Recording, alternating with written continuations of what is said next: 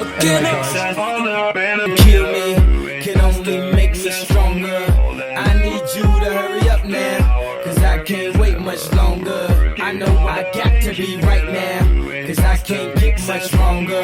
Man, I've been waiting all night now, that's how long I've been on ya.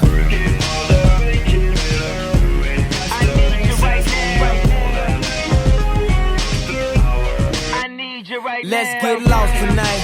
You could be my black Kate Moss tonight. Play secretary, I'm the boss tonight. And you don't give a what they all say, right?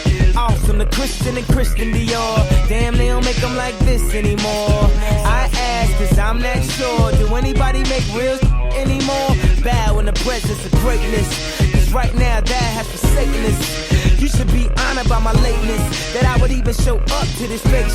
So go ahead, go nuts, go ape. Especially in my pastel on my page. Act like you can't tell who made this new gospel, homie. Take 6 and take this, haters. That don't kill me, can only make me stronger. I need you to hurry up now, cause I can't wait much longer. I know I got to be right now, cause I can't get much longer. Man, I've been waiting all night now, that's how long I've been on ya.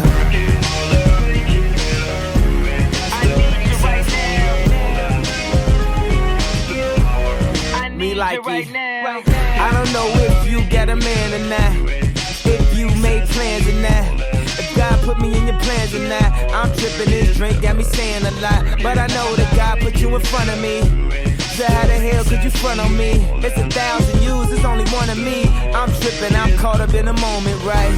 Cause it's Louis Vuitton dine night, so we gon' do everything the kind like. Heard they do anything for a Klondike, well I'll do anything for a blind dike. And she'll do anything for the limelight, and we'll do anything when the time's right. Baby, you're making it faster, stronger. That don't kill me, can only make me stronger. I need you to hurry up now, cause I can't wait much longer. I know I got to be right now, cause I can't get much longer. Man, I've been waiting all night now, that's how long I've been on ya. I need you right now, I need you right now. You know how long I've been on ya, since Prince was on Apollonia, since OJ had isotoners. Don't act like I never told ya, don't act like I told ya.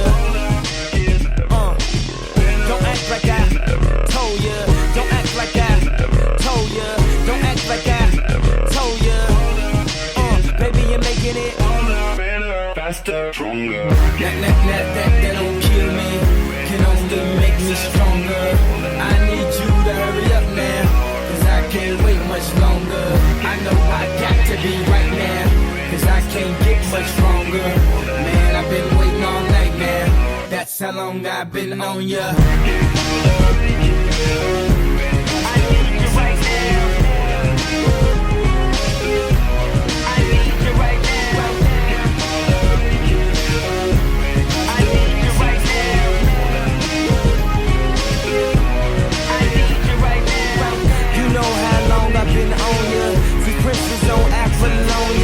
Since OJ had isotoners, don't act like I never told ya.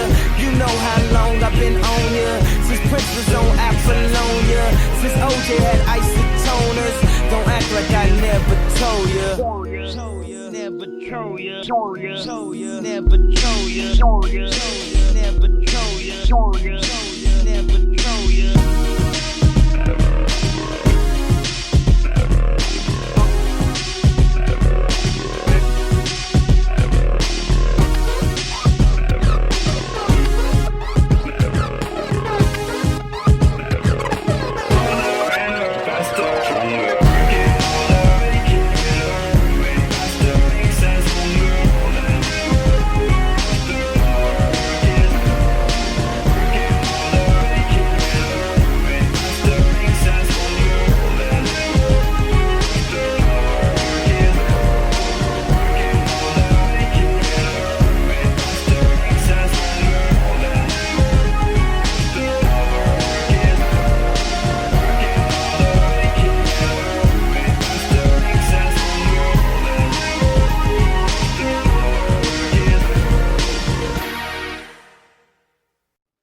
Stronger by Kanye West, which kind of sets the tone for today's show. Good morning, good afternoon, good evening. This is your English gal down under, Kerry Christie, coming to you from Perth in Western Australia. How is everybody today? I can't believe it's Friday again. Like, where are these weeks going? It's like in the blink of an eye.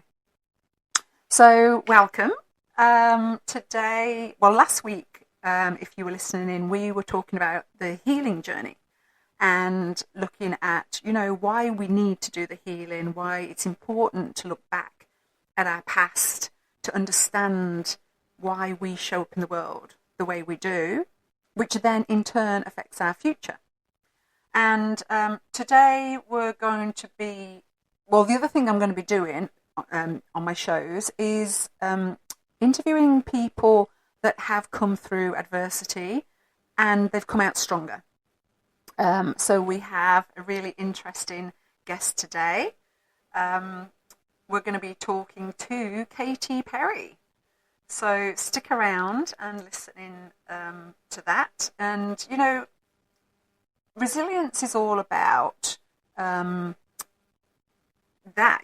becoming stronger.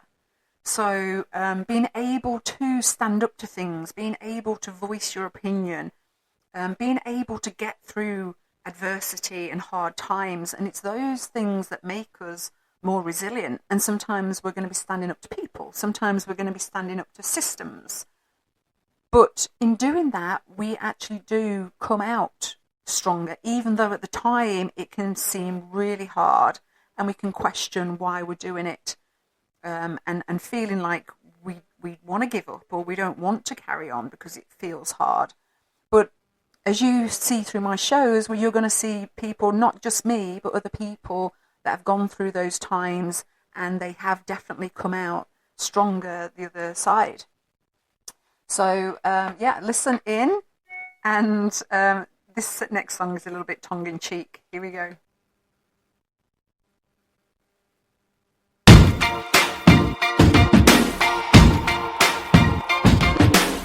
I used to bite my tongue and hold my breath, scared to rock the boat and make a mess. So I said quietly, agreed politely. I guess that I forgot I had a choice. I let you push me past the breaking point. I stood for nothing, so I fell for everything.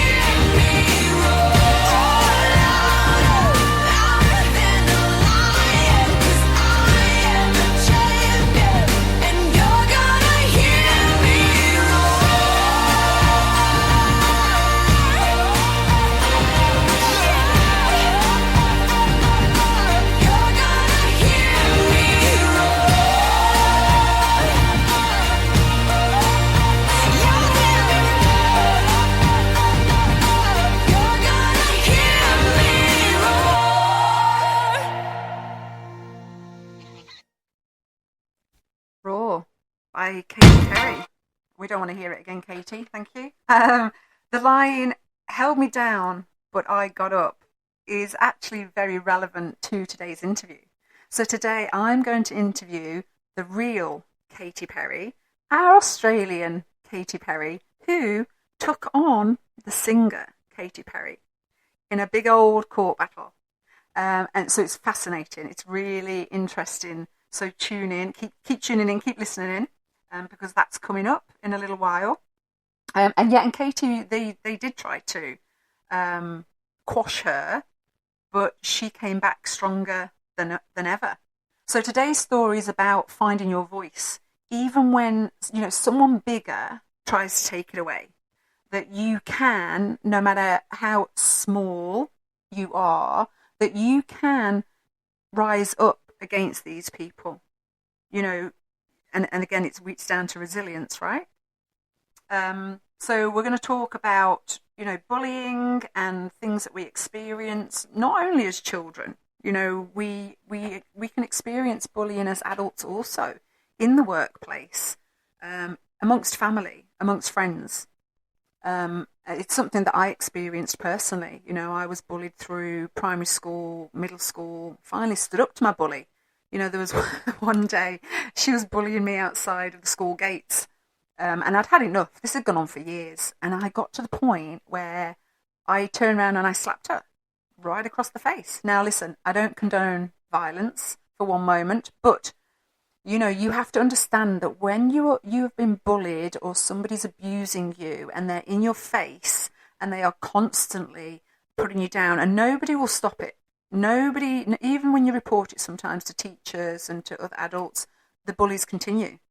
And so they make you snap. And in that moment I snapped. But you know what? She never bullied me after that. In fact, we became friends. We became good friends after that. So that's me, kind of a forgiving person. But yeah, sometimes you do have to stand up to the bullies because it does take your self-worth, your self-esteem, your personal power. And one thing we're here to learn as souls is to step into that, is to use our voice. You'll hear me talking at some point about chakras. And you're what? What, Kerry? Chakras? And one of the chakras is a throat chakra, which is all about speaking your truth. And your navel chakra, also known as the solar plexus, is known for personal power, self-worth, self-esteem. And that's what we need to develop as humans. So, yeah, let's get on to the next song, which is beautiful. Don't look at me.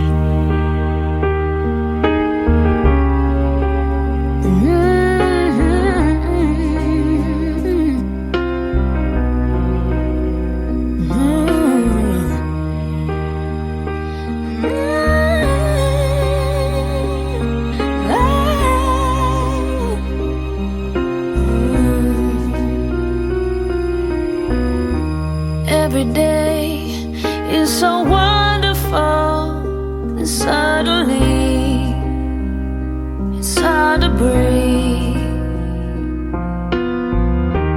Now and then I get insecure from all the pain. I'm so ashamed. I am beautiful, no matter what they say.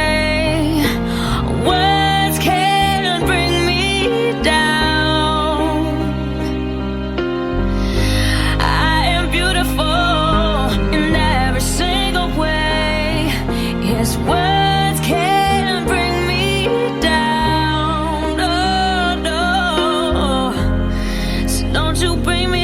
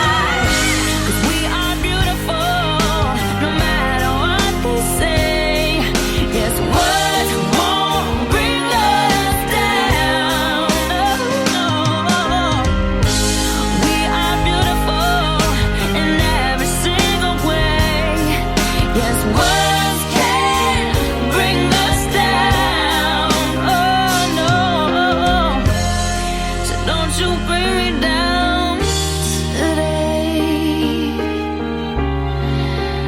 Oh, oh, oh. Yeah. Don't you bring me down today.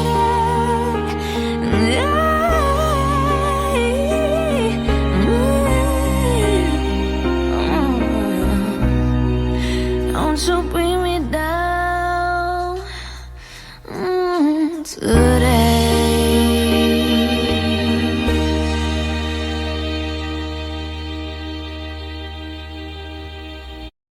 Such a powerful song by Christina Aguilera. Hey, beautiful.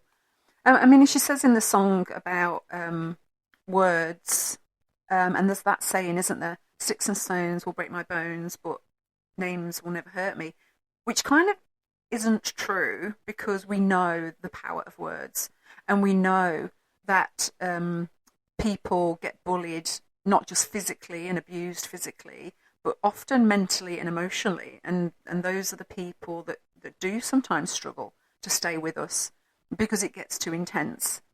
So, you know, I love songs like that kind of empower us a little bit. And if you're going through hard times, you listen to them and you're like, yeah, I mean, we are all beautiful if you think about it. You know, we are all these beautiful souls that have come from source, and we're all unique. We all have our own personalities, our own identities, our beliefs, our values. That's what makes the world a beautiful place. And if only we could all understand that a little bit more, you know, that you're going to come up against people that you don't like, they're not your cup of tea, but then you just let them go, right? And just find your people. Don't cause harm to other people. But unfortunately, you'll hear me talk about this many times in my show, the yin and the yang of the world. Unfortunately, we cannot have good without having bad. You know, we have to have up and we have to have down. We have to have hot and we have to have cold. So we're never going to get through this life without coming up against these types of people. But what we need is tools to learn how to cope through those situations. You know, these are the things we should be taught in school alongside maths and English, is tools to help you mentally, emotionally, physically, to deal with the hard times of life. Because as we know as adults, you're going to have many a hard time. But, you know, it's all about growth. Like, imagine if we just understood that as children. You're going to have to go through hard times, kids, in order to grow and evolve. But every time you come through something, you will have learned something. You will have gained knowledge. You would have gained strength.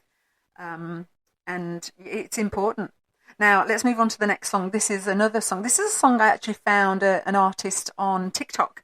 And I've actually used it on one of my videos. Such an amazing song. Give it a listen.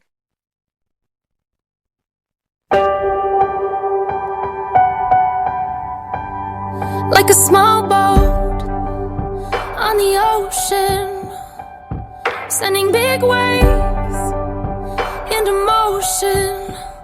Like how a single word can make a heart open. I might only have one match, but I can make an explosion. And all those things I didn't say were wrecking balls inside my brain. I will scream loud tonight. Can you hear my voice this time? This is my fight song. Take back my life song. Prove I'm alright song. My power's turned on. Starting right now. I'll be strong. I'll play my fight song. And I don't really care if nobody else believes, 'cause I've still got a lot of fight left in me. Losing friends and I'm chasing sleep. Everybody's worried about me. In too deep. Say I'm in too deep. And it's been 2 years, I miss my home, but there's a fire burning in my bones. Still believe, yeah, I still believe. And all those things I didn't say were wrecking balls inside my brain. I will scream loud tonight. Can you hear my voice this time? This is my fight song. Take back my life song.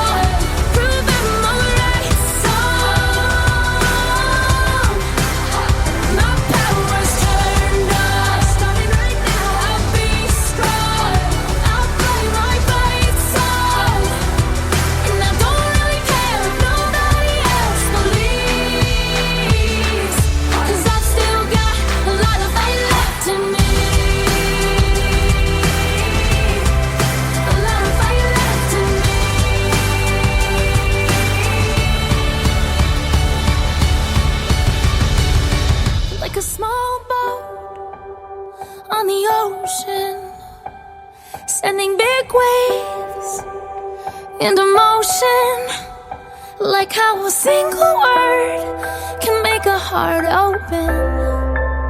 I might only have one match,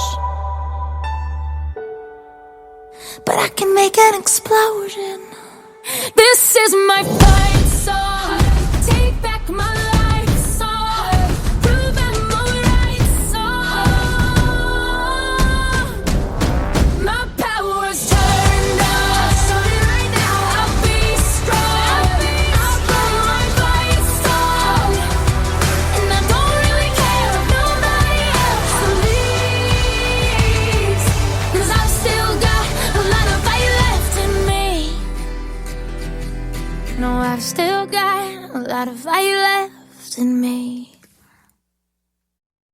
Beautiful song. That's the Fight Song by Rachel Platten. I love the line, "A small boat on the ocean, sending waves," which again is going to be a little bit of today's story. You know, this one person in Australia who made big waves against an ocean.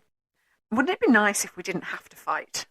Wouldn't it be nice if we could just live in this like beautiful, peaceful world where we all just got on together? But you know, we come as souls to learn our lessons. Like if we wanted to live and love and light, we would just stay in source. We would just stay up there floating, you know, having a jolly old time, loving everybody.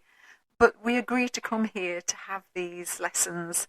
And it's only on earth that we can have these lessons, that we experience these emotions. Energy in motion, that's what we're experiencing here. So we have to come up against this, and so sometimes we have to fight. Sometimes we have to find that fight within us to stand up to other people. So with that, let's get on with the interview.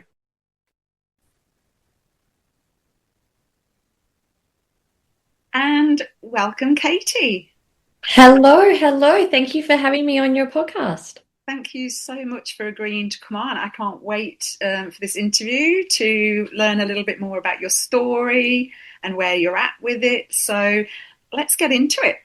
Great. Well, I am Katie Perry, no doubt.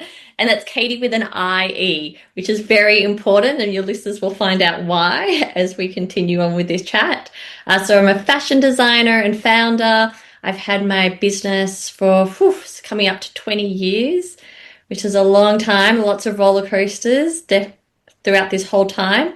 And I primarily focus on clothing for men and women that are travel and loungewear, with a focus on small batches, natural fabrics, and everything is hand cut and made right here in Australia. Wow. So what year did you start, Katie? So I started in 2007. So I know, a long time ago, if you can take your mind back that way. I feel like I was just a very naive 27-year-old at the time, really excited to at last take the leap to start my own label. It's been a dream of mine since I was 11. And when I was 11, I actually designed my first piece for like the school dance. So we were living in Bangkok at the time. And I designed this little kind of off-the-shoulder black in jersey, which is interesting because I now use lots of jerseys. And then it had hot pink, similar to this color, in a Thai silk underneath, and then like a little ruffle skirt. So that was like my first foray into fashion and into designing, and something that I always wanted to do. So did you actually make it as well? So did you design No. it and make it? No, I didn't make it. And that was the beauty, because we were living in Bangkok at the time, and most people know, like, there's so many amazing tailors there. So I was actually able to design it all and then have somebody else make it for me. Wow. And you say that, like, did you have anybody around you at the time that inspired you to design, or was it just something like innately in you? Look, it's actually in my DNA. My great-grandfather was a wool merchant. So he had a huge wool business. And when all the synthetic fabrics started coming in, so the polyesters, the spandex, the nylons, that actually completely destroyed his business. And so it's something that I'm really passionate about. And I actually now use, like you'll see in the background, this is actually all merino wool. I try to use a lot of natural fabrics because of the impact that had on his business. My mum, very fashionable, always has been, and she actually worked closely with the Benetton brothers, and opened up the first Benetton store in London, Wow. and then went on to having her own label called Palms and her own business when I was like just newborn. So it's something that's very much in my DNA, fashion, but even more so like just that entrepreneurial spirit and finding your voice and following your dreams is something that I've grown up with. And so I've been very fortunate in that case. And that's why I think when I got to kind of 11, I was thinking about what I want to do in the future and where I want to go. It was a matter that I've always grown up around fashion and people having their own businesses and following their goals and their dreams. So it wasn't so out of the realm of what's possible. It was like, okay, this is what I want to do. But I was always very, particularly as I got older, savvy in the sense of there are so many amazing fashion designers out there who are incredibly talented, but unless you have that business sense behind you, you know, you can be a flash in a pan and start a label and then within a year you're out of business. Fashion is not for the faint-hearted. It is very capital intensive. I've always been self-funded. So I studied fashion all through school, and then I went to FBI, which is a fashion business institute here in Sydney, at the same time as working full-time. I worked in Browns in London. I worked at Oroton, David Jones, and then had a really horrible female boss. And I'd never dealt with that before. I'd always had incredibly encouraging mentors around me. And nothing I could do was right. It was that very old school, no matter how much I worked, it wasn't enough, it wasn't enough. And I thought, what am I doing? This wasn't my dream. This is supposed to be my stepping stone to get me to my dream. So she was a fantastic catalyst that made me reassess where I was going and was able to then make that leap and go, you know what, you wanted to have your own label, now is the time, let's do it. Isn't it amazing that that happens in life? That it always takes something in life to be the catalyst to kind of kick you onto your correct path. Oh, complete. And also at the time, she was so horrible to me.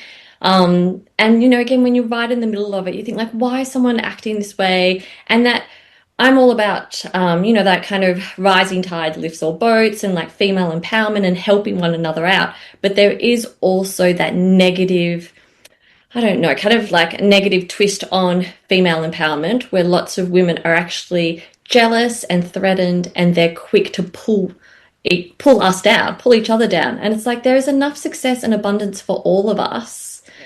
And unfortunately, she was that catalyst for me, but absolute blessing. Like I always look at her now and think, thank you, thank you, thank you, because I would still be working probably in some executive team for a big department store, not great money and that kind of golden handcuffs, but not following my dreams, whereas she was the one that made me really evaluate where I wanted to go. So I'm so blessed that she was actually that way with me. It's always when you look back, it's not when you're in it. When you're in it, it can seem very hard, painful, but afterwards, when you look back, you can often understand why you had to go through that.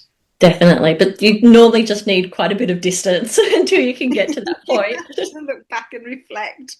So you started your business, you were up and going, it's all natural materials. Yeah, so all like merino wool, bamboo, all handmade here in Sydney and always have been. I've never gone offshore, even though so many people have told me it's cheaper if you make it in China, you should go and make things in Bali. But that's not why I've wanted to do it. I always wanted to have more control. I want quality. You know, fashion is the second biggest polluter to oil on our planet, and I'm very, very aware of the impact that we're making. So I prefer people buy a few pieces from me than buy hundreds of pieces that end up in landfill. I want pieces that you can wash and wear and that feel amazing on your body as well. And that was the other thing that I learned, because growing up, we actually moved countries every 18 months to 3 years. So I was surrounded by different cultures and different way of living. But one thing that I did notice, particularly with women, is that we're really tough on ourselves. And I always felt like fashion was saying to me, like I'm quite curvy, and I always felt like I wasn't enough. You know, I'd go shopping and it was like, oh, your boobs are too big, your hips are too big. And that my clothes were kind of judging me. Yeah. And I thought that's the opposite to the impact I want to have. I want women to put these clothes on and go like, wow, I feel amazing. Nothing is digging in. I just am ready to like conquer the day and kind of put, clothes are like an armor and they can really help you, give you confidence, but they can also be a hindrance.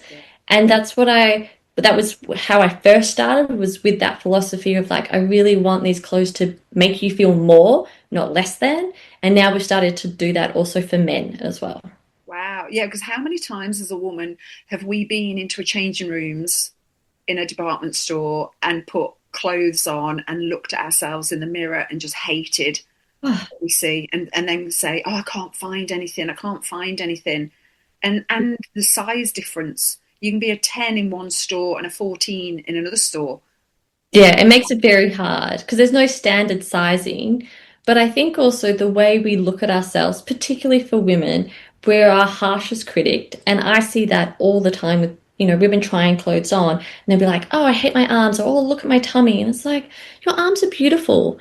And, like if ever I get critical of myself, I think like, you know what? Your arms have held two little babies. Your arms give amazing hugs. Like, just give some love to yourself. And that's what I want the clothes to do, is that you put them on and you're like, okay, I feel really good about myself. Yeah, that's beautiful. I love that.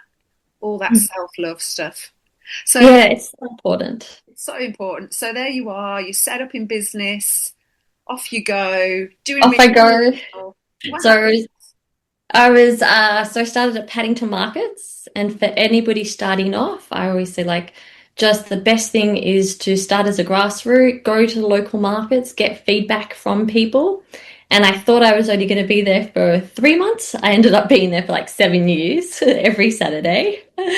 But it was, again, I was self-funded. I was enjoying because I was getting to see people wearing the clothes. And then I launched my first showroom in Mossman. So we had this big launch party. These like milestones for a small business are really huge. And then I went to the mailbox and I'd had this massive party, went to the mailbox, picked up a very thick envelope. And I remember opening it up as I'm surrounded by empty champagne glasses. And it said, stop sale of your clothes, stop your website, stop any advertising material. Otherwise, this is going to go to the Supreme Court. And I was like, what? What have I done? And it was from the singer, Katy Perry, and her lawyers. Crazy. And at the time, so my biological name is Katy Perry. Like many fashion designers, decided to use my own name. Everyone was like, use Katy Perry. That's a great name. And I think we need to think back to a time when the singer was not around. There was a time when no one knew the name Katy Perry. It is very different now. But if you go back to 2007, she wasn't heard of, particularly not in Australia. And so I was like, great, Katy Perry, I'm going to do exactly the things that the government tells me to do. So I registered for an ABN, I got my business name, and I got my trademark for Katy Perry. And it was the trademark for class 25 that's what caused those cease and desist letters to arrive on my doorstep on, the next day after my big launch party. So somehow she'd got wind that you were launching a clothing brand named. Yeah, it was that I had the trademark for clothing. Yeah, so then, and I believe like this is what lawyers do. They kind of go through the trademark registry and see anything that could be an issue or, I guess a way to make some money as well. And so you can imagine how shocked I was. And at the time, so this was 2009, at the time, she'd had her song, I Kissed a Girl and I Liked It. Yeah. And it was so interesting because I remember hearing that song on the radio and thinking, oh, that's great. There's another Katy Perry out there. You know what? I'm going to buy her song to show my support. Not my type of music, but like how fantastic. So very different ways of dealing with hearing about another Katy Perry. I bought her song. She sends me cease and desist letters. Even though the name Katie is spelt a different way. Yeah, even though it's spelled a different way, and even though her name is Catherine Hudson. What? Her name What? is Katy Perry? It's not even Katy Perry. That's just a stage name. Oh my So goodness. Katy Perry is my biological name, and her biological name is Catherine Hudson. How did that make you feel knowing that? Knowing that her name is different, or knowing that she was fighting me. uh, Both. Look, I think particularly as it progressed, and we can go into that, there was a point where I thought, this is absolutely ridiculous. You're telling me I can't use my own name on my dreams and on my fashion label, but you can use my name even though it's not your name. It's like, that doesn't even sound like common sense. And then at the time when I received these very threatening and intimidating letters, for anybody that's ever had to go through the legal system, it is scary. And I had never had to deal with lawyers before. And I remember just bursting into tears and thinking, oh my God, I'm going to lose everything. At the time, again, self-funded, I was working like 2 jobs. I was there at the markets every Saturday. I was really working so hard to build this business that had been my dream.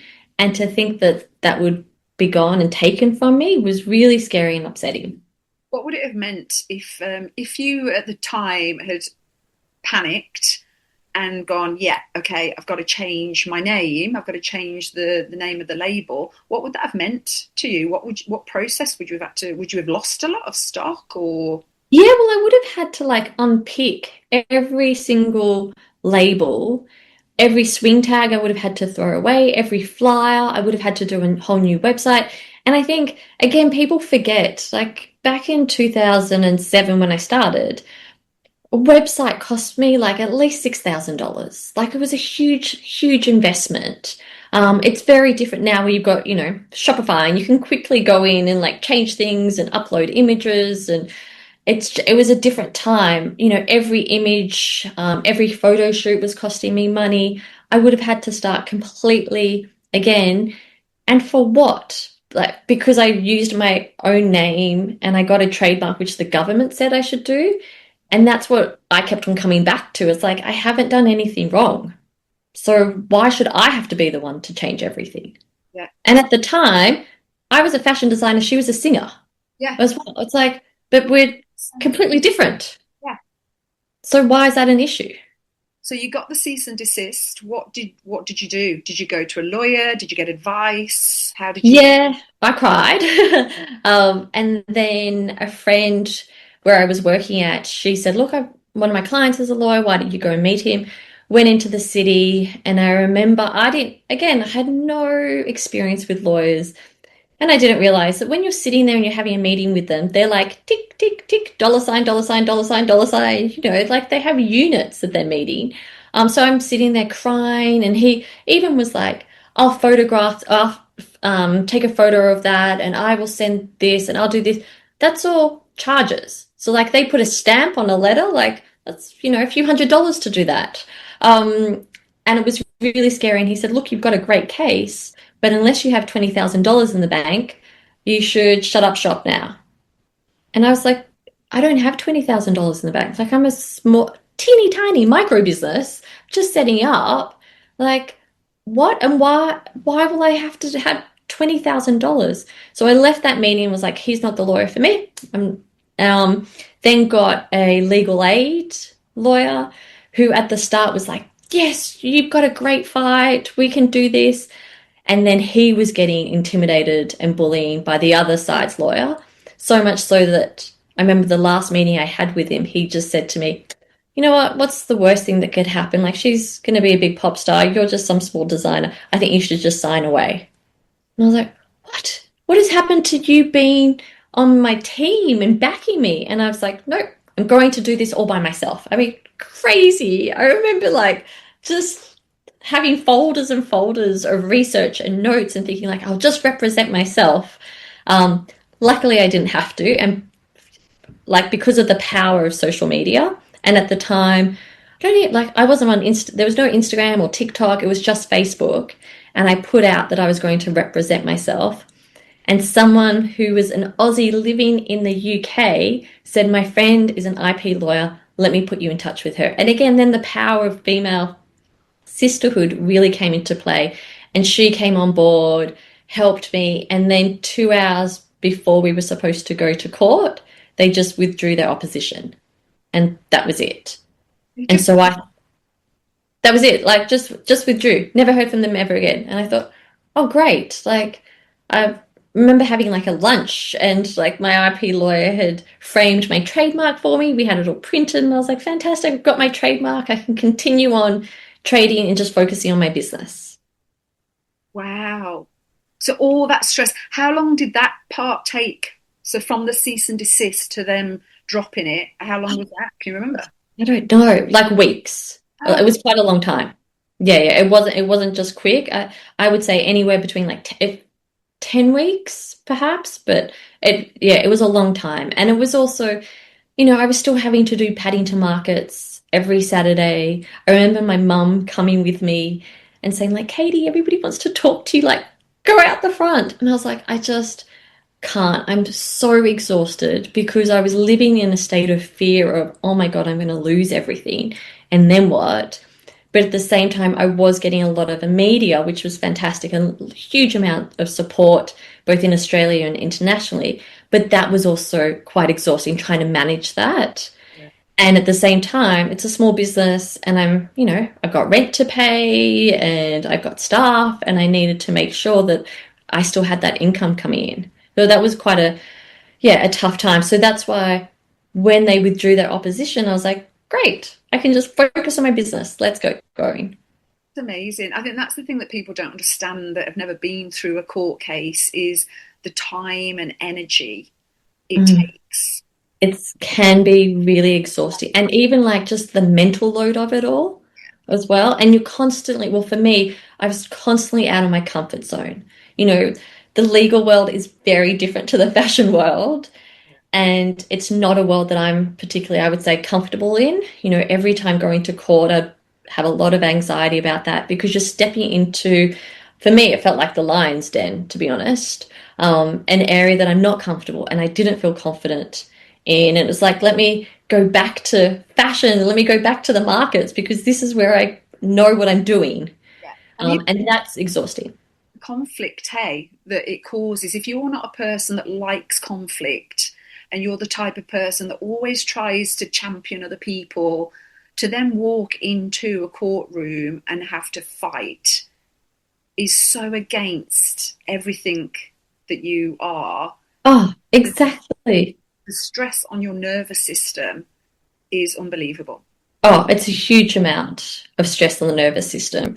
And it's very hard to process that as well, particularly when you kind of go through the court and then it's like you're back to reality and there's no support for that Yeah. at all. There's no one there just saying like, hey, let's talk this through, or how did you feel after everything you've just been through? Do you have any questions? The lawyers are on to their next case, the barristers are on to the next case, and for them that is their world. They're very comfortable. They love going to court. Like I know lots of lawyers that get excited. They're like, yeah, let's go to court. We're going to high court, no less. Yeah, let's do it.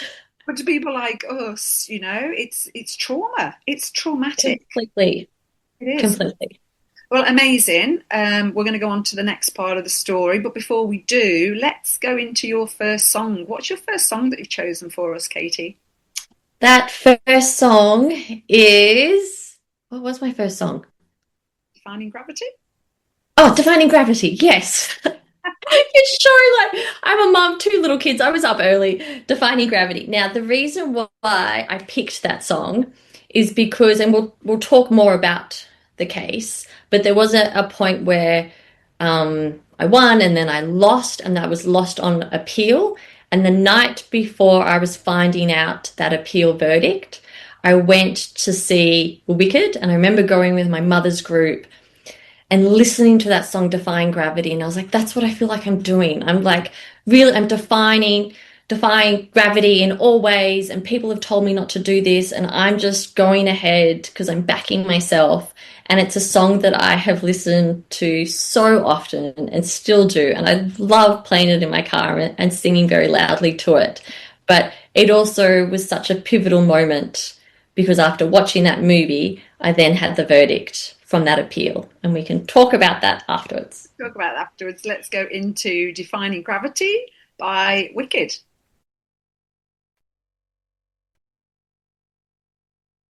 Elphaba, why can you stay calm for once instead of flying off the handle? I hope you're happy. I hope you're happy now. I hope you're happy how you hurt your cause forever. I hope you think you're clever. I hope you're happy. I hope you're happy too. I hope you're proud how you would grovel in submission to feed your own ambition. So though I can't imagine how, I hope you're happy right now.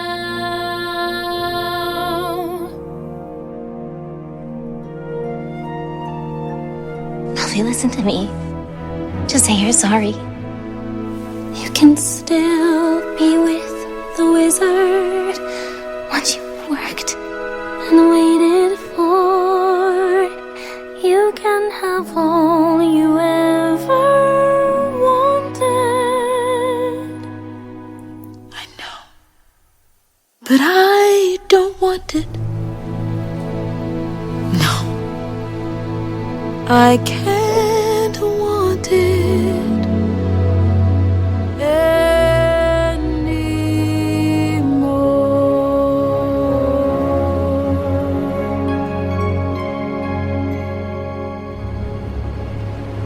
Something has changed within me. Something is not the same.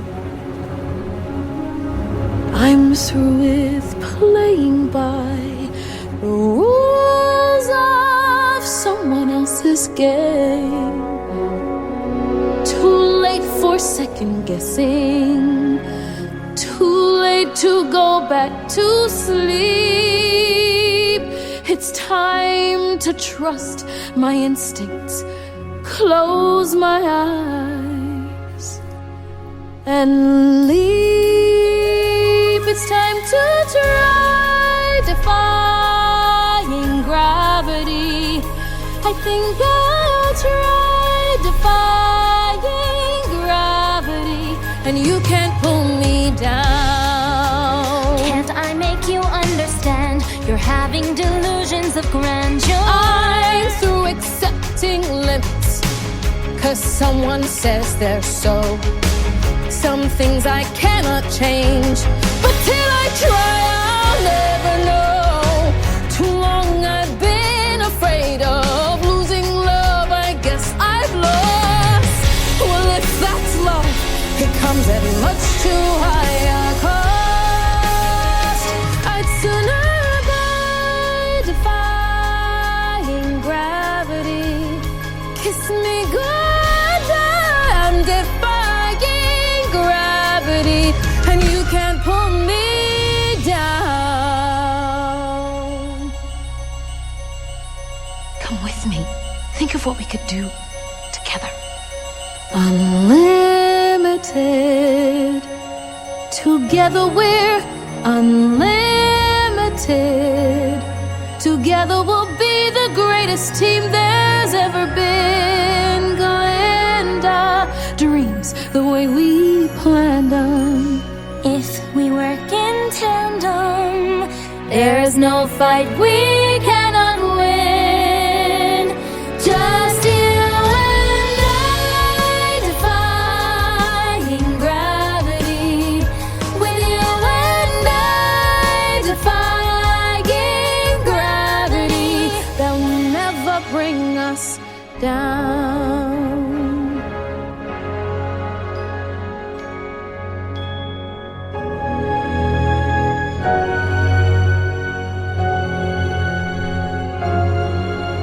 Are you coming?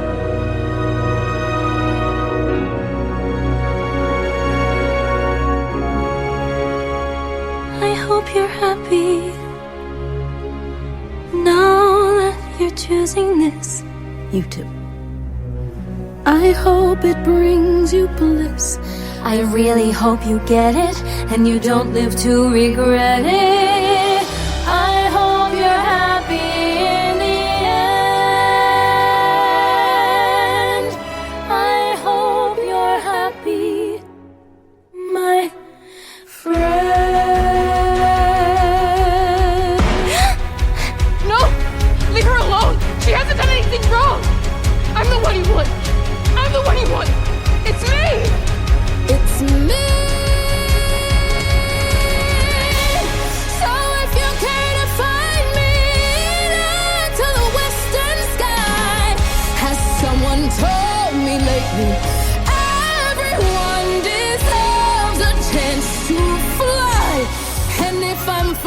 so low.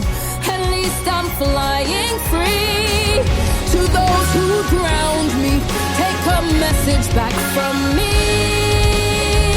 Tell them how I am defying gravity. I'm a flying high, defying gravity. And soon I'll match the memories now.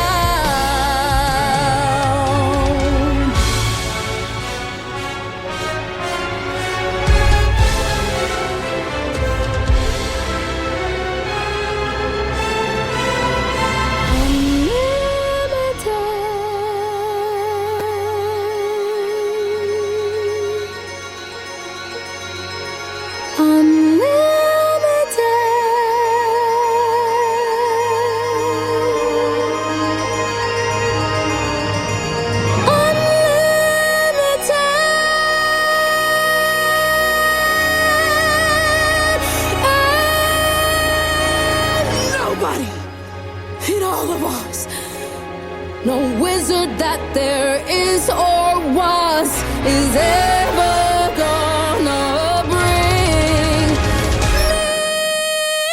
down. I hope you're happy. Bring me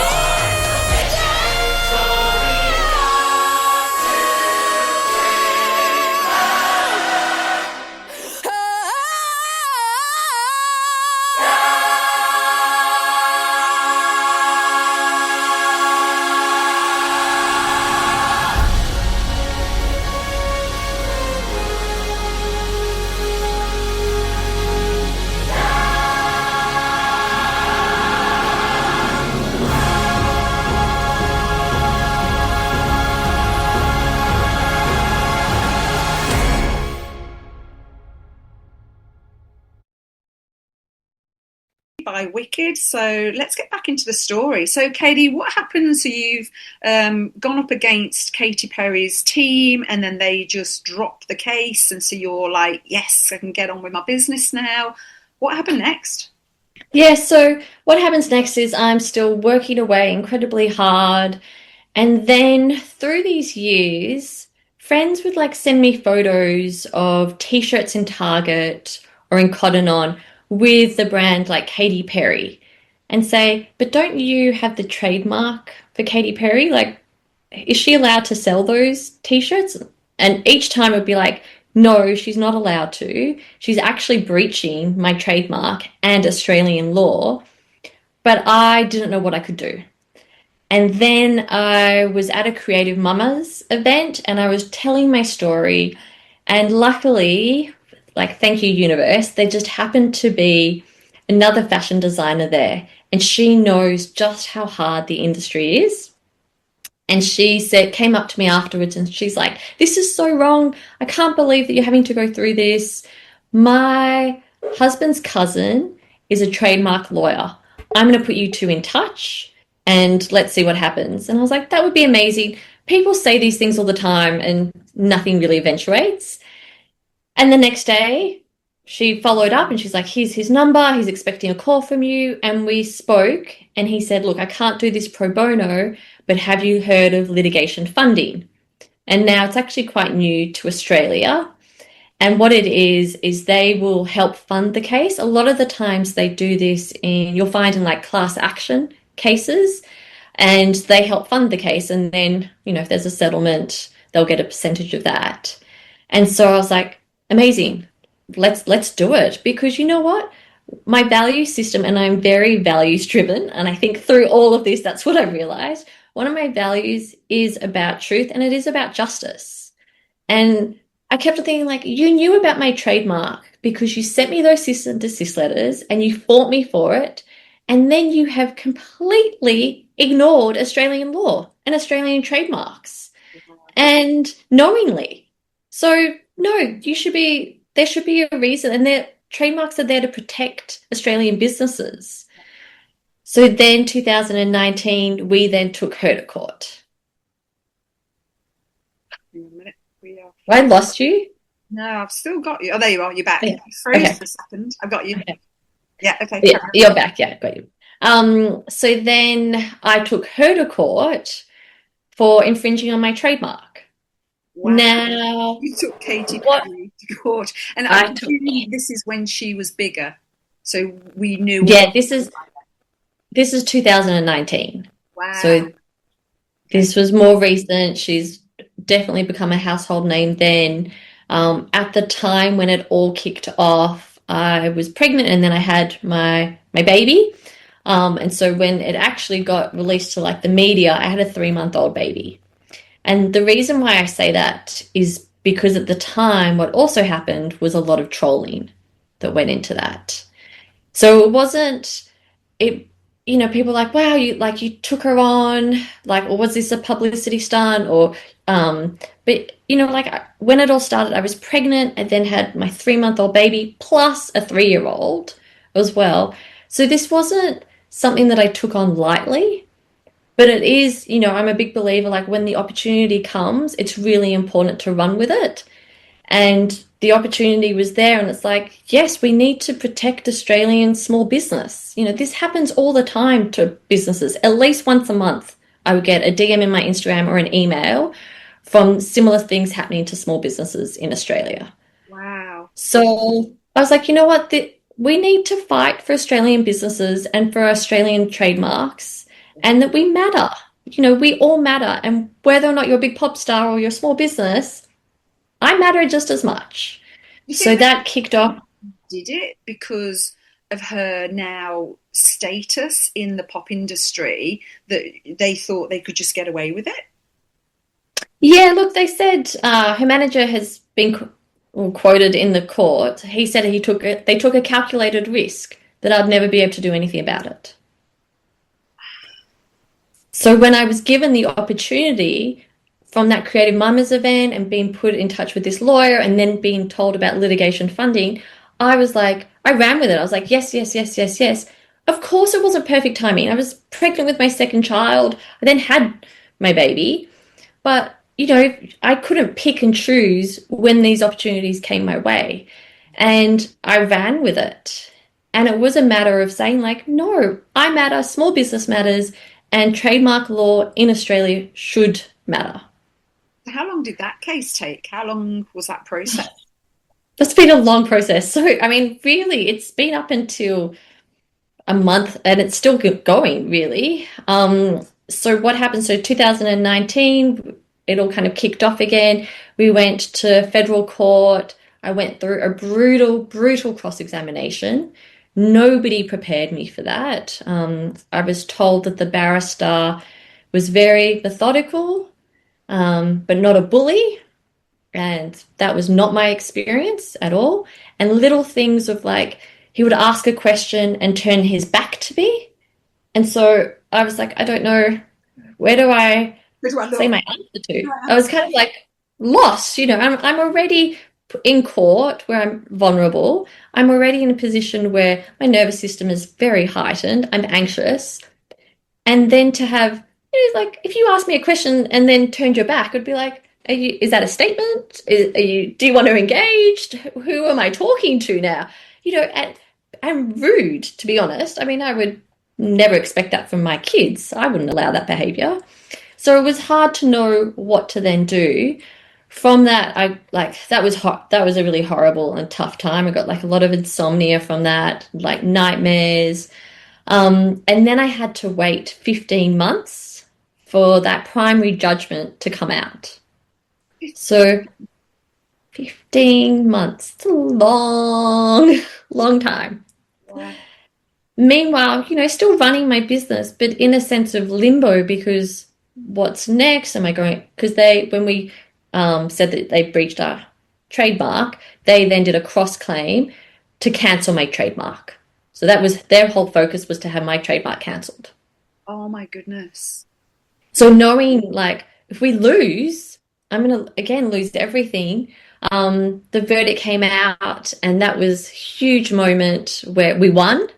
So the primary judge, yes, sided with us, which was just incredible. And I felt so elated. I was like, great, I can now focus on my business. But of course, the way the legal system works is there is then the opportunity for an appeal. And what happened, they'd given a certain period of time. I remember writing on the calendar, like, this was the last date that they could appeal.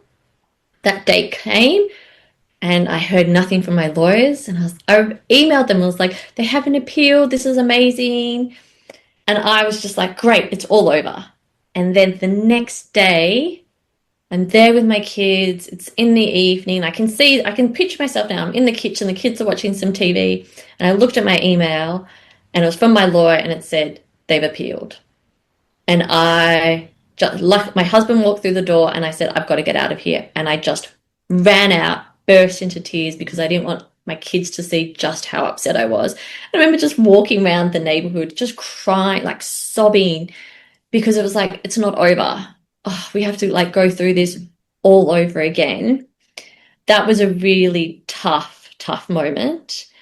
And so then went through the appeal, and in November of 2024, so anybody that works in fashion or retail knows that November and December are your biggest months of the year.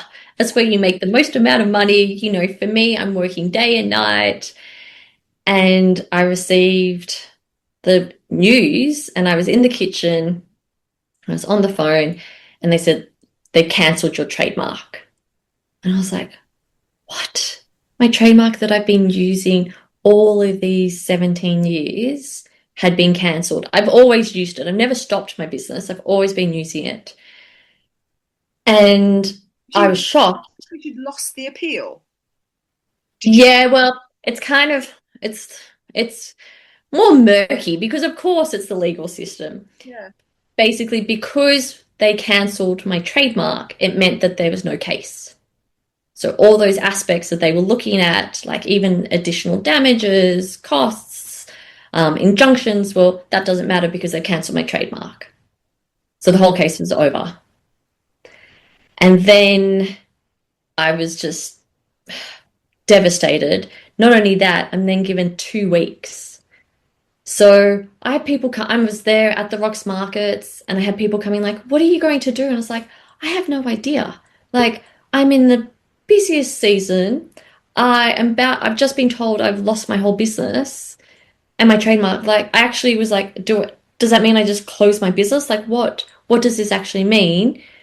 How do you rebrand? I mean, people spend months and months looking at new business name and rebranding and colors, and this is not something that you just do overnight. And also the expense, it's a huge expense. And at the same time, having to deal with 2 kids and also having to run the small business. So then, fortunately, through my lawyers and my funders, they said, look, let's try to go to the High Court. So basically, to go to the High Court, you first have to get a special request. Only 5 to 7% of cases are actually allowed to even go to the High Court. So it's a huge achievement. So then in February of last year, we requested special leave, and we were granted it, which was huge. And then we went to the High Court in Canberra. Wow. And that was a big moment. It's funny, I actually had never been to Canberra because I didn't grow up in Australia. It's something that like a lot you do on a primary school, and you go to the government house, and it's like, oh, that was my first experience. I remember going for a run like around Canberra and getting to know the area. And the only reason I was there was to go to High Court and to sit there and just to listen to both sides of, the arguments. And that's the other thing when you go to court is really tough. I didn't realize that they can say really anything about you, and you have to sit there and just listen to it. And so many times they'd say something that's like, you have no evidence. That's not true. There's no evidence to support that. But they can make these like blanket statements, and you're having to sit there, like I would sit with like my, on my hands. Sometimes I'd be holding my mum's arm. A few times, I'd like cry or get really like tear up, because it's like, how are you allowed to say that when it's not true? But, unfortunately, you're in a court of law and you think that everybody has to tell the truth. Mm. But when you go through it, you realise that isn't so. Hang on a second. Why are we crackling? Okay. Yeah, we're just crackling a little bit. I don't know why it does that. You think that everybody's got to tell the truth. Yeah. You're having to sit there, and because you've got a lawyer representing you, you can't even say anything. You sit there, and your lawyer speaks on your behalf, and you're sitting there going, say that, and you can't. It's so frustrating. So frustrating and so hard, like just so hard. And for an outsider, I just always thought when you go to, so naive, going to court and with lawyers that everything has to be based on fact. And surely you'd have to have evidence to support any comment that you're making or any statement. No, not the case. It's really on the day, whoever is the best debater. To be honest, from my experience, that's what I've realized. Wow. So we went to High Court, and then the good thing though, because we were going to High Court, it meant that my trademark was kind of in limbo. So again, I could continue trading. So I was able to get through that November and December period. But, it also meant that everything was in limbo. I've had lots of opportunities to be able to wholesale, and I've had to say no, because how would I wholesale and then have to pull all of the stock, take off every swing tag, take off every sew-in label and re-sew them all? Like, not possible. So then the announcement for the verdict from the High Court came out, and ta-da! I got to keep my trademark. Which was just the best news ever. Like, it just, even now, I kind of go back to that moment. It was pure elation and just meant so much, not just to me and not just for my name, but it meant that, like, small business matters, that Australian trademarks matter. And it really just felt that that statement that I'd been carrying on of, whether or not you're a small business or a big business, trademarks should be there to protect all of us. It just showed through the High Court that that is the case, and it should continue to be the case. Yeah. How many judges presided over that case? How many? That's 5. That was 5. Yes, you start off with 1, then full federal court is 3, and then we had 5. Sometimes the High Court you can have up to 7. Oh my goodness. Yeah. And did you have to give evidence during that No, case? thank goodness. No. Yeah, that was just sit there and listen. No, I mean, I hope I never have to give evidence ever again after my experience. And so that was it then? They couldn't appeal again, or? No. So the High Court that's our highest court in Australia. So that means that my trademark is safe. And it's funny, like even the other night, it was like 10 o'clock at night, and it's called Atmos Search, where you can search all different trademarks. And every time I've gone up and I've seen my trademark, there's just all these like dispute pending or objection, and there's always been this list. And then I went, it's 10 o'clock at night, and I just saw it and it just said like registered. And it's like, I don't have any more stress around it. It means that my trademark's protected. I can now start saying yes to opportunities like wholesale. Yes, I can wholesale. Okay, yes, we can start scaling this business and reinvesting back into it. I just feel like such a huge relief. Look, we still do have to go back to federal court. So that's potentially going to be happening in August. But that's not about my trademark. That's more about additional damages and costs. And to me, that's like hand over to the lawyers. That's the lawyers. I've done my part. And my goal is that I get to keep my trademark and my business. Yeah, you can now just get back down to doing what you're good at doing. And exactly. So like does designing. That mean that she can no longer have clothing in Australia with her name on it? Yes. Yes. Okay. Yeah. Wow. So I believe that there will be a fight over that, but we shall see. Yeah, hopefully they've learned a lesson. What were some mistruths that you heard around while all this was going on? What sort of things? Because you mentioned that there was trolls as well. Yes. Trolling. Obviously, die-hard Katy Perry fans were trolling you. What were some mistruths? And look, I mean, I was trolled in 2019 right up until even just this morning. I was going to message you. Actually, it was like on TikTok, and like I go on and I was like, just see some comments. You're like, seriously? Like, you have no idea about this case. Some of the mistruths is I'm doing this for publicity. Freaking hell, it's very, very long publicity stunt if you're doing it for 17 years. And also there's so many better ways for me to have garnered publicity that would not have caused the huge amount of stress it has, the time away from my little kids, the time away from my business. This has come at a huge cost. So to say that it's just a publicity stunt just really minimizes as well everything that I've gone through. Gone through a court process. For any person that's gone through any form of court process, you will know it's one of the most stressful things that you can experience, and you would not go through that lightly. No, exactly. I've had people say, "Oh, you're a failed designer," and I was like, I just won at high court, first of all, not failure in my eyes. Second of all, I've been in business for nearly 20 years. Like, that is a huge achievement, particularly in fashion. Self-funded with no investors. Like, I'm like, pat myself on the back. Like, no, there's no failure here. The other mistruths are that my name's not Katy Perry, it's Katie Taylor. Now, my biological name is Katy Perry. I used that to start up my label long before I even met my husband. And the only reason I changed my name to Katie Taylor is when we got married. And it was purely because I came from a single parent. And I always said, when I have kids, I want us to all have the same surname, because I didn't have that growing up. So I changed it to Katie Taylor. Like, it's no big deal, but people really like kick on about that. They say that I started this. That's another mistruth. No. She started it in 2009 with a cease and desist letter. God, where do we say? Oh, I've had like, "Oh, she's so much thinner and prettier than you." I'm sorry. Are we in the 1950s? Who cares about that? Seriously? Who cares about that? Making comments like that as well? Or Is it what, sorry? Is it women that make those comments, or men? It's always women. Women? Yeah.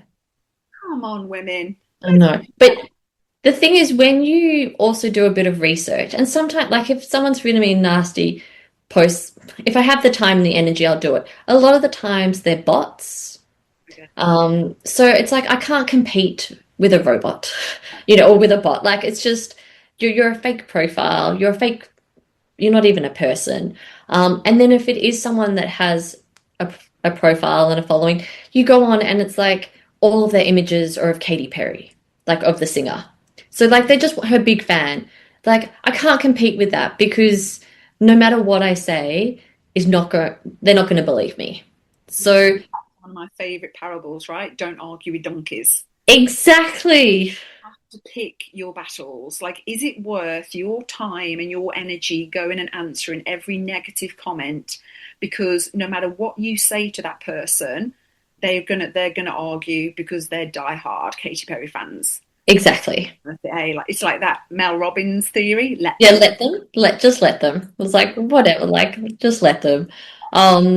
But I think, that's been a big process to actually get to that stage. 2019, when it was happening to me, sleep deprived, new mum, nowadays you can like set up filters to make sure certain words aren't included and you don't see them in your comments. Nobody taught me any of that. So I just saw some horrible things about my kids, things said about my family, said about my friends. Anybody that would then go to try to support me would then get ridiculed. And I remember one friend saying like they were being told to go to like a mental institution. And I was like, come on, they're actually telling the truth, and then they're protecting me. And now what's been really lovely, I've noticed now this time round, is that people I don't even know are there and actually sharing the truth of the case, and they're helping to support me and kind of protect me in a way. So I feel like, again, it's not just me by myself, that I kind of have this then army of supporters. And the other thing, human beings, we have a negative bias. So unfortunately, I can have 100 beautiful messages and then I see the one negative one, and that's the one that makes my hands go sweaty and I want to, have a little bit of a fight. But now what I've started to recognize is, I want to put my energy into those lovely messages and into the people that have taken time out of their busy days to show me support, because that really matters to me and means something. And the negative trolling, just let it go. You know, I don't want to put energy into that. And I used to just, sorry. It's the balance, isn't it? It's the yin and the yang of the universe. You can't Exactly. have that bad. So Completely. the beautiful comments you're going to get, unfortunately, we have to deal with the bad comments, but that then teaches you to be more resilient and boundaries and, you know. Exactly. And look, you know, I'm not social media savvy, but I have a friend who is, and he was like, game on, get those negative comments because it actually helps you and it helps with the algorithm. And I was like, thank you. That's a nice way to reframe it. We do have to thank the trolls, don't we? Because it's like when you're live streaming and the trolls come in and it's the negative comments, you're like, no, let them a little bit, because the algorithm goes, oh, this is a popular live stream. Exactly. Thanks. Thank you. You're actually helping me. It's a learning curve, isn't it? Like, you have to learn how to deal with that, and sometimes you have to be so secure within yourself and love yourself, self-worth, to deal with those comments. Definitely. It doesn't actually affect me. You carry on. Completely. And you don't know me. But it also has been, and that's why I'm so proud of Australia with not allowing under 16s to be on social media. Because in my experience, like, you know, I'm a grown woman who's had a lot of life experience, who's had lots of knockbacks, and even then some of the comments can still hit me. So for a teenager who is still developing, like, way too vulnerable. And particularly they don't get it, like, that's a bot, that's not a real person, that person doesn't know you, just don't engage with it. But that is learned life experience. Yeah, it definitely is. It definitely is. All right, let's go to your second song, Katie. What did you pick for your second song? Yeah, Eye of the Tiger. So Tiger. I love this. You know, every time I hear this song, I think of like Rocky and like running up the stairs. And that's how this whole journey has felt. There's been so many times, you know, I'm there in the boxing ring, just getting hit and smashed. And each time I would be like hanging onto the sides and pull myself up and be like, I've got it, I can do this. And that song represents that to me. Such a great visualization, that. Yeah. All right, let's get into it. So let's listen to Eye of the Tiger.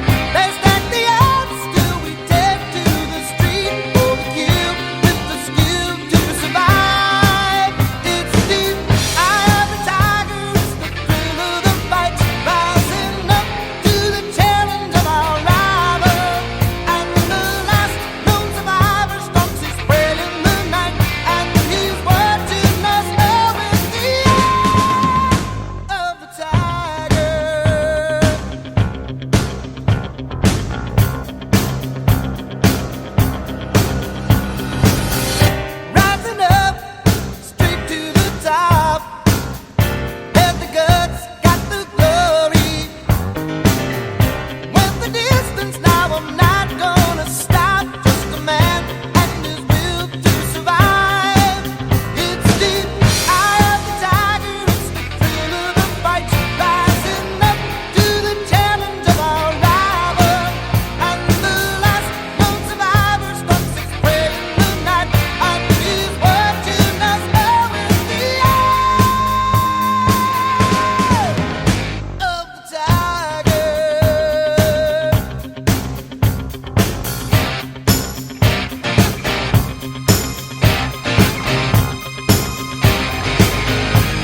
The eye of the tiger. Eye of the tiger. Eye of the tiger.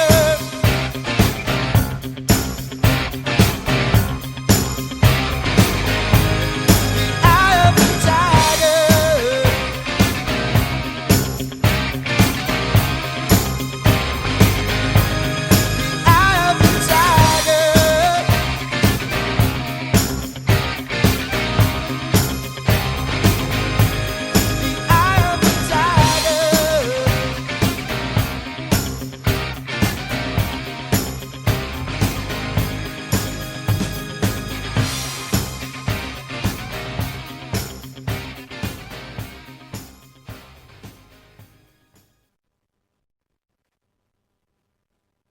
I think that was from.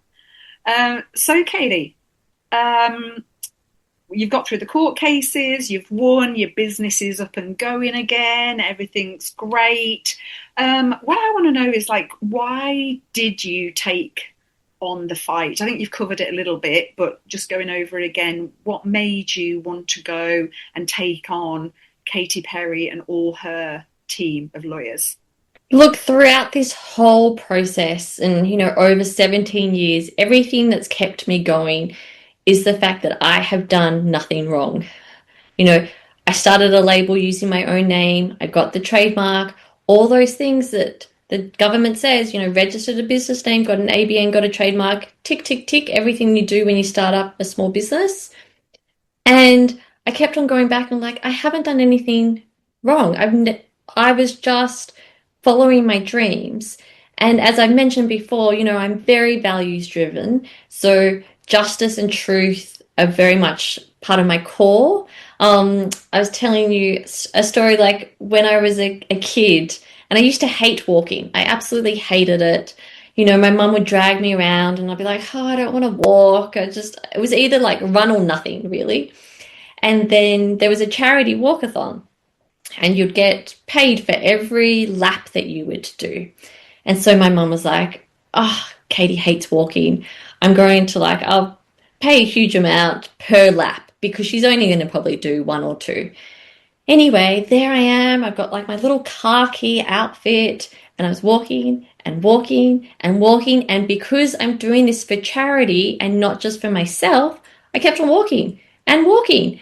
And my mum is like, oh my God, this is costing me an absolute fortune. Walking, she had to stop me and pull me off the course and say, you have to stop walking. I can't afford this anymore. And I think it was, this is back in the 80s, it was 300 Rand, which I'm not sure what the equivalent is now. But it was a huge amount of money. And I think that story shows kind of my dogged stubbornness. And when I'm doing something that is bigger than myself, it's really hard. Nothing could stop me, really, because that is my focus. And the whole time I was doing this case, it wasn't just about me, and it's not just about a name. It was for all of small businesses. And for anybody that has ever been told that they don't matter, because I really believe we all matter. And I think that also comes from my childhood of moving around to all different countries. When I was a kid, we lived in Bangkok. I would see kids begging on the street. My mum worked in an orphanage, and I would go and help volunteer with there. And kids who were my age, living in a slum orphanage next to, a huge recycling meat plant. And I realized we are all connected.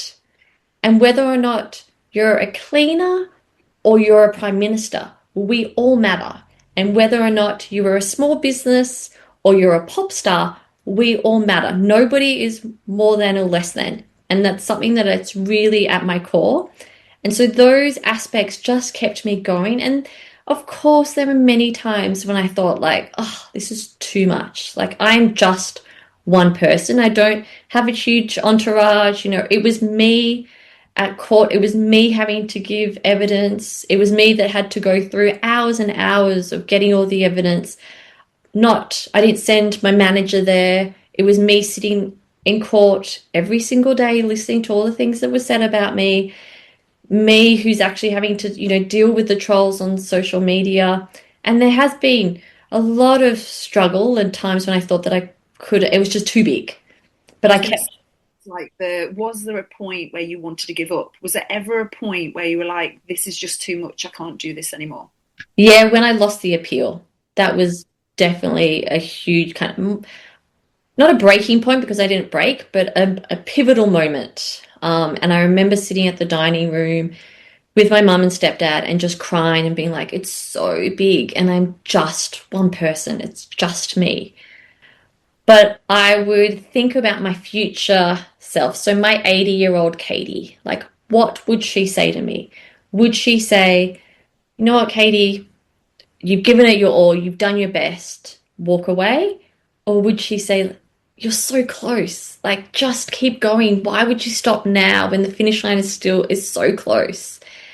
And I kept on getting that message of just keep going. And you know what? My kids also have been always really supportive. When I got the verdict from the High Court, I had my laptop set up and I had a little note from my daughter. It was like a blue Post-it note. And she just said, Mum, you're so brave and you've taken on Catherine Hudson, because obviously we use the singer's real name in our household, and I love you. And I just had the Post-it there, knowing that, like, whatever that verdict was, that's what matters. It matters that I've been a role model to my kids and I've shown them, even when it's hard, even when I wanted to give up, even when I cried, just to keep going. And I think that is such a message for life, because life is not easy. It's not. I love that you did that, because that was going to be one of my questions. Was there anything that had happened to you in your childhood that you can pinpoint that made you resilient for this journey? And so you've covered that and said, yep. And then, wanting to stop. And then now you're showing your children, like, they're watching you. So this is going to shape their future, right? Oh, completely. And I keep thinking, there's got to be a bigger reason why I've gone through all of this. And I might not know that right now because I'm still in the middle of it, but, maybe 5-10 years down the track, or even for my kids, who knows what is in their future. And what I do know, because everybody deals with this, is there's going to be times when they will really want to do something and it's not going to happen for them. There's going to be times when they'll want to get in, even just in the soccer team, and they won't get into the soccer team. And it's about not at that crossroad just giving up, actually going, you know what, dusting yourself off and keep going, not getting the job that they want or whatever it is, because that, for a lot of people, that's the time that they just give up. Oh, well, I tried one business. It didn't really work. I'm just going to give up. And it's like, no, you've got to keep going. Keep going. Because I love the 80-year-old kind of viewpoint as well, because I go the opposite end. So I normally say to people, have a photo of yourself as a child, and every time you're going to make a decision, look at that child and say, what would I do if I was the mother of that child? What advice would I give them? Would I allow this person to treat her or him like that? So I love that you've gone from the other end and said, what would the 80-year-old Katie think about this? What would she do? What would she have wanted me to do? I love that. Exactly. Well, I think it's also then, it's a matter of no regrets. If I can see into the future of that 80-year-old and not having that regret of, oh, I wish I had fought for my trademark, or I wish I'd fought more for my business, or I wish I, when it got hard, hadn't just given up. Well, what is that 80-year-old Katie saying to me? And, I believe, like, she's much wiser because she's already gone through it all. So she's going to give me the advice that I need in this moment. Amazing. Do you think, so was that your lowest point as well, do you think, losing the appeal? If there was like a moment in going through this that was your lowest point, was that the same point, or was there another point that was like? That was probably my lowest. The other part point that was really hard was after my cross-examination, just because nobody had set me up for that. And that is something that our court system really fail people that are going through it. Nobody talks you through, okay, when you go to court, first of all, like when the judge comes, you need to make sure you bow. You know, even if you're walking out the room, like you can't just get up and go to the bathroom. You get up, you need to bow, and then you can walk out. You know, when I'm sitting there being cross-examined, that there's going to be a whole row of folders that I'm going to need to access. And, you know, remember the barrister getting like really irritated with me that I wasn't doing it quick enough. And it's like, I don't know what I'm doing. You know, I'm completely out of my comfort zone. This is not an experience I've ever had before. And there's no compassion. And that is what is missing in the whole legal system is there is no compassion. There is no humanity. It's kind of, you go through this and then you're spat out the other side and, oh, well, you should have to just deal with it. But that's not our world. You come out of being cross-examined for hours and there's no therapist to speak to, no support worker to talk to. How do you feel? Like, this is what you should do now. Like, look after yourself tonight. Go and decompress. Like, there's nothing. There's zero. And I had like 2 days of cross-examination and there's nobody that talks you through it. And little things like, because it's run over 2 days, that first day, that night, I wasn't able to talk to anybody about the case. They're like, if you talk about it, you could end up in prison and, you know, and so you're like, you're kind of left. And like I said, you know, the barrister would, you know, turn his back to me. It's like, but I need to talk to somebody about that. Who should I be answering to? And what are your thoughts on that? Can you believe he did that? And like, I had to stay like radio silent. That was really tough. Because you know, with my job being a kinesiologist, we talk all the time about emotion, energy in motion. You have to feel that emotion, but you have to allow yourself to express it in some way, shape, or form, which is generally talking or crying or writing. So in that moment, you were basically suppressing all of that emotion into your body. Yeah, completely. And which is something, like, I'm a big believer as well, like energy in motion, and that if you hold on to energy, it'll come out in different ways in your body. And so that was really hard. And not, you know, I just remember really struggling with like sleep and having nightmares around the whole case. That was a really tough time. And I am also a big believer of like, you can do your job really well and still respect.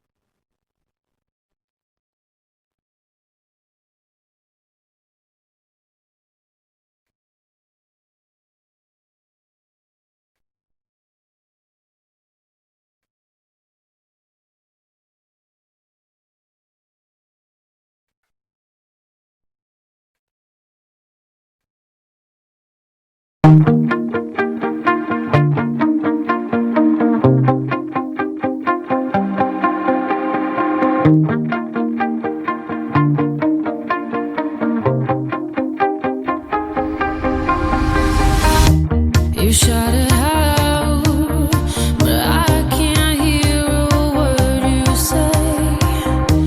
I'm talking loud, not saying much.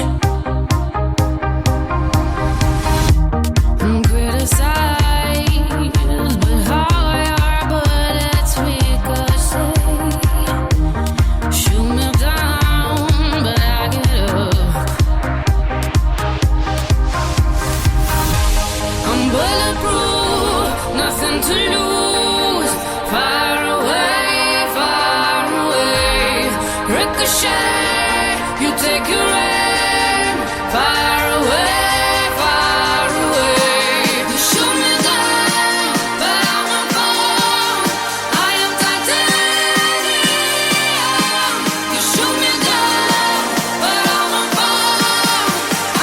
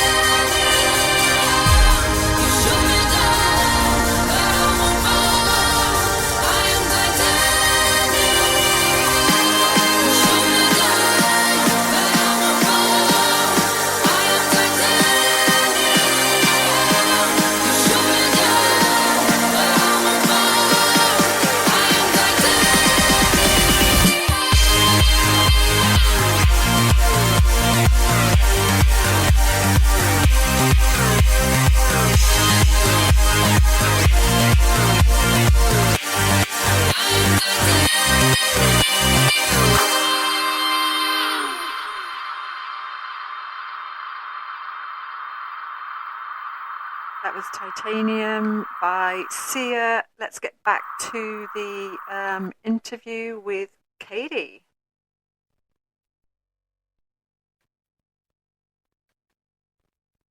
I wish I had fought for my trademark, or I wish I'd fought more for my business, or I wish I'd, when it got hard, hadn't just given up. Well, what is that 80-year-old Katie saying to me? And, I believe like she's much wiser because she's already gone through it all. So she's going to give me the advice that I need in this moment. Amazing. Do you think so? Was that your lowest point as well? Do you think losing the appeal? If there was like a moment in going through this that was your lowest point, was that the same point, or was there another point that was like? That was probably my lowest. The other point that was really hard was after my cross-examination, just because nobody had set me up for that, and that is something that our court system really fail people that are going through it. Nobody talks you through, okay, when you go to court, first of all, like when the judge comes, you need to make sure you bow. Even if you're walking out the room, like you can't just get up and go to the bathroom. You get up, you need to bow, and then you can walk out.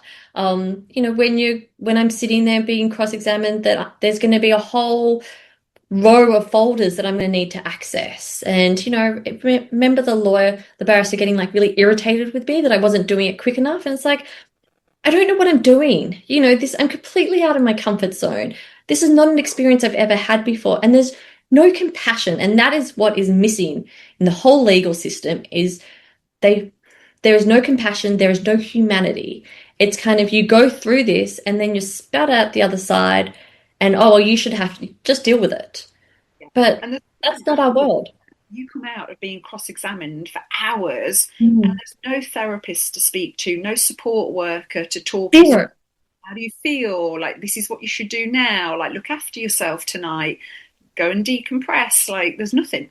There's zero. And I had like 2 days of cross-examination and there's nobody that talks you through it. And little things like, because it's run over 2 days, that first day, that night, I wasn't able to talk to anybody about the case. They're like, if you talk about it, you could end up in prison and, and so you're like, you're kind of left. And like I said, the barrister would, turn his back to me. It's like, but I need to talk to somebody about that. Who should I be answering to? And what are your thoughts on that? Can you believe he did that? And like, I had to stay like radio silent. That was really tough. Suppression, because with my job being a kinesiologist, we talk all the time about emotion, energy in motion. You have to feel that emotion, but you have to allow yourself to express it in some way, shape or form, which is generally talking or crying or writing. So in that moment, you were basically suppressing all of that emotion into your body. Yeah, completely. And which is something, like, I'm a big believer as well, like energy in motion, and that if you hold on to energy, it'll come out in different ways in your body. And so that was really hard. And not, I just remember really struggling with like sleep and having nightmares around the whole case.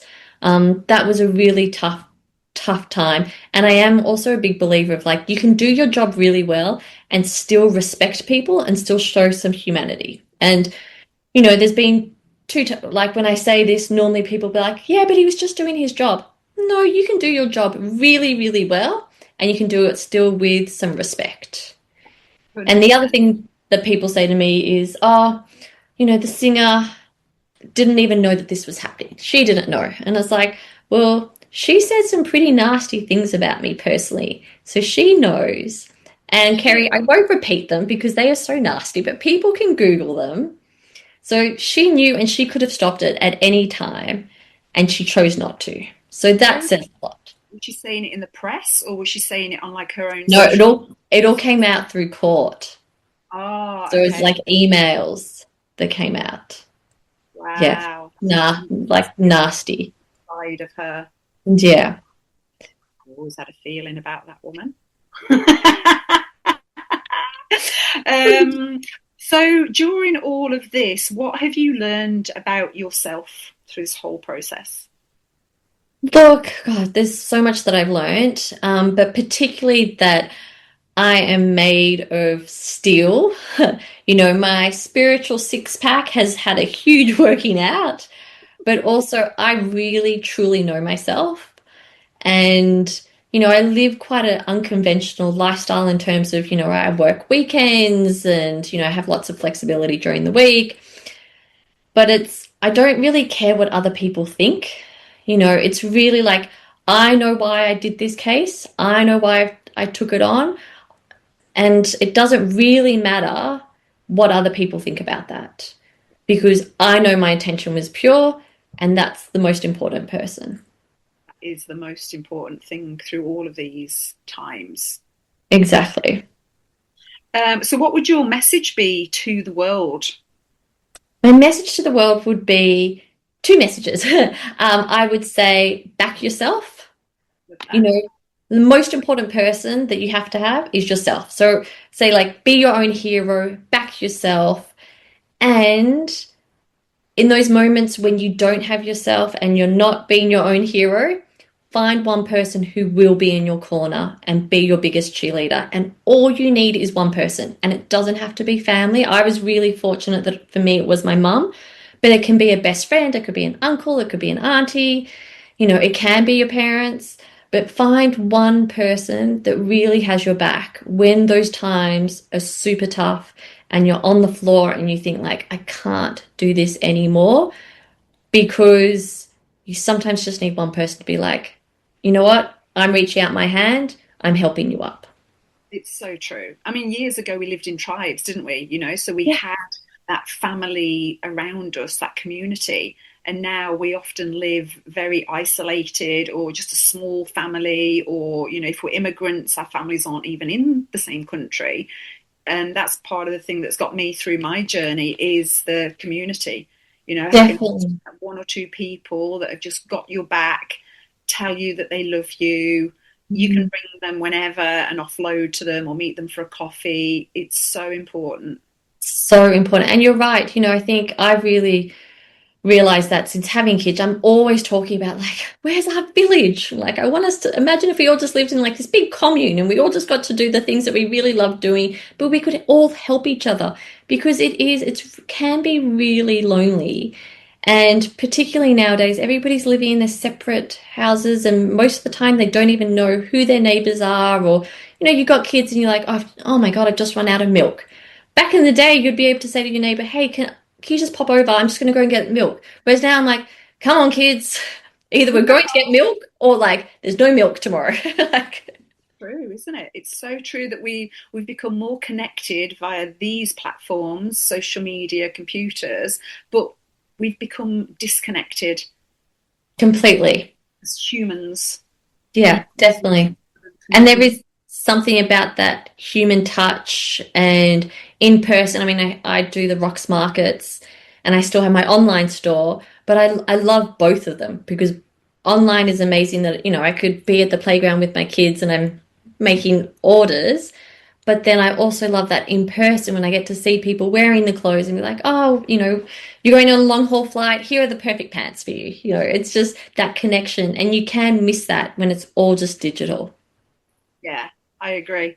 What's the still crackling a bit? What's the thing that you love about yourself? Yes, I love this question. The thing that I love about myself is my discipline. And I think sometimes discipline can have a bit of a negative connotation. But for me, it's about that I get up when it's really tough. And I've made a promise. Okay, like this morning, I was up at 5:30, went for a run, because like that's the promise that I'd made myself. And I keep to my word.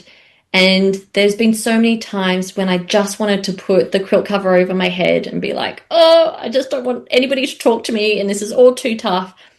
And I've taken a deep breath and I put the quilt cover off and it's like, okay, I'm up, let's do this. And it's just keep going. And it's that sense of like discipline that has really kept me going through all of this 17 years journey. But not even that, to running a small business, you need to be disciplined. There's nobody else telling me what to do. And that can be sometimes the hardest part. But it also gives me a lot of freedom, which you feel like is opposite words, discipline and freedom. But because I'm so disciplined, it creates that freedom for me. So I can go to my kids' school assembly, because I've been disciplined enough to, do my newsletter in the morning or whatever needed to get done. And I think also, thinking there's so many lists of things that I don't like about myself, but I kept on contemplating like things that I really love about myself. And I was like, you know what? I'm also kind and I'm very thoughtful and I love people. And I'm a great role model for my kids. And, I'm supporting Australian made. And at a time when 3% of our clothes are made here, I'm in that 3%. And I keep going, even though it could be much easier to go offshore, because I believe in helping our artisans and our makers. If you went offshore, you could make more profit for yourself, but you're not doing that. You're staying true to your values. Exactly. And to our planet as well. This is a planet that we're going to hand over to the next generations. I want to be able to hand it over and go, you know what? It's not looking great, but I've done my best to try to make it look a bit better.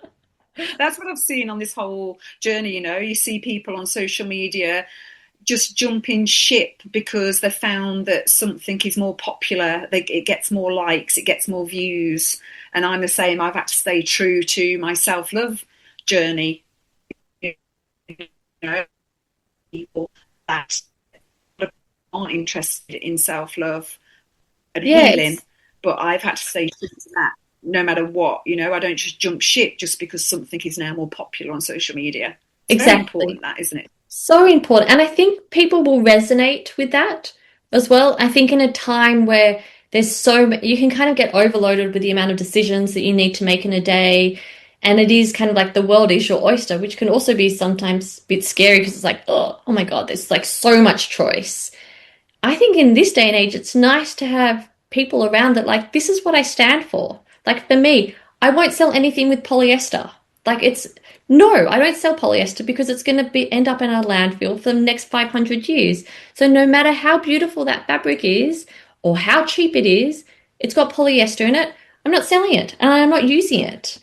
And I think it's great to have some moments that's what you stand for. And for me, I stand for small business. Yeah, it was hard taking on a pop star. Hell yeah. But you know what? I stand for back myself and I stand up for small business. That's who I am. I love that. It's so important. When people sometimes poo-poo the self-love journey, when you actually truly understand what it is, it encompasses so much, like boundaries, self-worth, values, learning who you are, where you've come from. So it encompasses so much more. So I love the fact that you've had to think as well about what you do love about yourself. Yeah. So before we go into your last song, there was one thing that I haven't covered. You said that there was a time when you did a video or a letter to yourself. Oh, yes. What was that about? Yeah. So look, it was actually before the verdict, the High Court came out. And it was interesting because there's not many moments in your life when you know an event is going to shape how you then view the world. And I was given a few days notice that the verdict was going to come out on the Wednesday. And I remember just thinking if I lose, this is going to change my view on the world. I will no longer, will I even believe in justice and in truth and that even having a trademark matters? And I was on my way to, sit at the computer to find out the verdict. And I pulled to the side of the road and I thought, you know what, no matter what happens, Katie, you will be okay. And so I did a little video to myself of, if you win the verdict, here are the pros, but also here are some of the cons. And if you lose, here are the pros and here are the cons. So that I'd have that video to myself that no matter what happened, I could then watch and know that both are good and bad. And it just helped me be a bit more calm and in the moment, because it was a huge moment. Knowing that was coming out, it was at 10:15 a.m. on a Wednesday that I was going to find out whether or not I'd keep my trademark or not. I love that idea for anybody going through a tough moment, just in that moment to either write yourself a letter or film a little video so that you've got something to sort of aim towards. Definitely. And I think even I have, and that's the other thing, I write letters to myself. And just recently I found a letter that I'd written to myself when we were in Canberra. So it was on the letterhead from the hotel that I'd stayed in, and it just said like, "Dear Katie, you have done your best. You have done all you can. You are kind. You are brave, and I love you. Love, Katie." um, and there's something so powerful of your own handwriting as well, and seeing that letter. And I've actually got a few letters that I put in envelopes and I've written to open up when you're having a really hard time. And I've got letters that I haven't yet opened up. Wow. So that I know that in those moments I can reach for that, and I'm getting a message kind of from my past self on, you've got this. And it's also, you know, I believe it's like from my higher self, and it's the most important person. I mean, that's what we kind of keep coming back from. Not just that you all matter, but like, we are so important. Like, back yourself, have your own back. And when you are going through a tough time, whether it's a little video, whether it's a letter, you don't need to share it on, you know, this isn't something to be done on social media. This is just purely for yourself. Write notes on your mirror. You know, I really believe like eye to eye contact is super important and very powerful. So whatever's going to keep you going and remind yourself. And, you know, Winston Churchill used to say, if you're going through hell, keep going. I love that. And it is actually one of the things I teach is the mirror work, you know, is looking at yourself in the eye and giving yourself positive affirmations. And even though some people, again, oh, you know, that's just too much toxic positivity and it doesn't work. And you're like, no, it actually does, because it actually rewires your brain. If you're constantly looking in the mirror and saying negative things to yourself, you're wiring your brain to do that. So Exactly. it's so important. And like, you're going to say something to yourself anyway, so pick something positive. You know, like, why not? That toxic positivity, I believe, like, of course, if you're going through, like, the moments when I went through a horrible time, I wasn't then saying, this is so easy, I'm doing this with love and grace, nothing can impact me. No, I was like, this is freaking hard. Okay, how am I going to get through it? You know, I went deep into meditation, breathing, tapping. Like EFT tapping really helped get me through all of these years. And it's finding those tools to help. And if I'm going to say, oh God, I'm really tired, how am I going to get through this? I'd much prefer to read on a message on a mirror saying like, you've got this, I've got your back. Great, okay, I can do this again. So important to have those tools, not for the good times. You have the tools for the bad times. Exactly, but practice them in the good times. In the So good times. then when the bad times come, it's easier. What a beautiful soul. Hey, that's Katy Perry. And even though she's been through that adversity, she's come out on top, and she's still smiling, and she still exudes beauty and kindness and love. So thank you for listening today. This has been Kerry Christie, your English girl down under, coming live from Western Australia, and we're playing out with Whitney Houston's Step by Step. Well, there's a bridge